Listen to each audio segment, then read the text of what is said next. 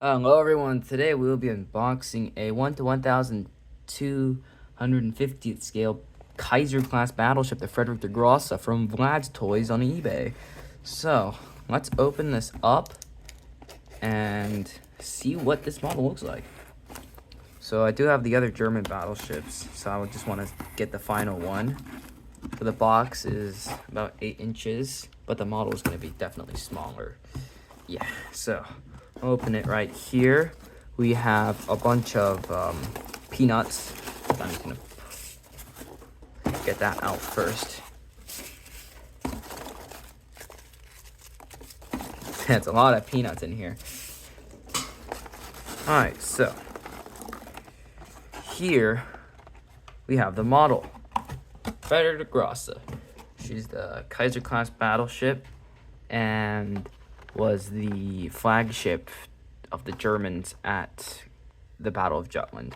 So now let's see what this says on the back. It's number 41. Not a toy, it's just a model. Okay, so let's open her up and take a look.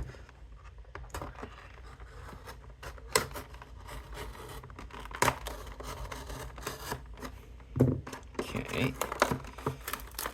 So they kind of do the bubble packaging, kind of like the Hot Wheels do it. Alright, so let's take a good look at this one. Alright, so this is it.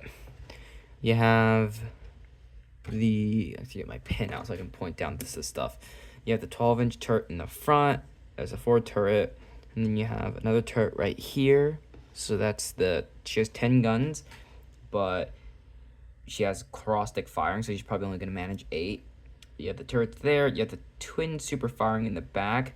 Then you have your secondary guns along the sides, and you have the torpedo booms, which are also modeled, which is very cool. You have the classic German triple propellers. Then right here, you get very detailed funnels and main masts, the bridge and the conning tower down there, and you also get boats on the deck. So that's pretty cool, and it's a single rudder. So with all that, let's get to some comparing and see how she sizes up to the other German battleships. All right, so her successors, the Königs, is this one right here, and her immediate predecessor was the Heligolands, which is this one, and then there was the the Nassaus, this one, and then there were the Badens, which is this one. So yeah, you can see that I have all the German dreadnoughts right here. This is the this is the middle class, and then past that point, World War I ended, and then you have like Scharnhorst. I actually have a Scharnhorst somewhere. I can't find it right now. It's up there. Give me a second. You go grab this. Alright, so yeah, here's the Scharnhorst. Scharnhorst is much bigger, and yeah, overall I think this is a very cool model with the cranes also offset into the center. Friedrich der Grosse, that's the flagship. What's funny is DeAgostini, in making these models, they made 4 Kaisers. They made all 4 of the Königs. They made König, Markgraf, Grosse, Kurfürst, and Kronprinz, and they only made 1 of these. So this stuff, I couldn't find this model on the Flying Mule where I got the other ones from because there was only 1 and it sold out. So I had to get this from eBay. But overall, I think this is a pretty sweet model. And one of the more interesting things you can see is that in terms of size, past the Nassaus, the German dreadnoughts tend to stay around the same size, as opposed to the British dreadnoughts, which balloon in size, with like the QEs displacing like what, a third more than the dreadnought did.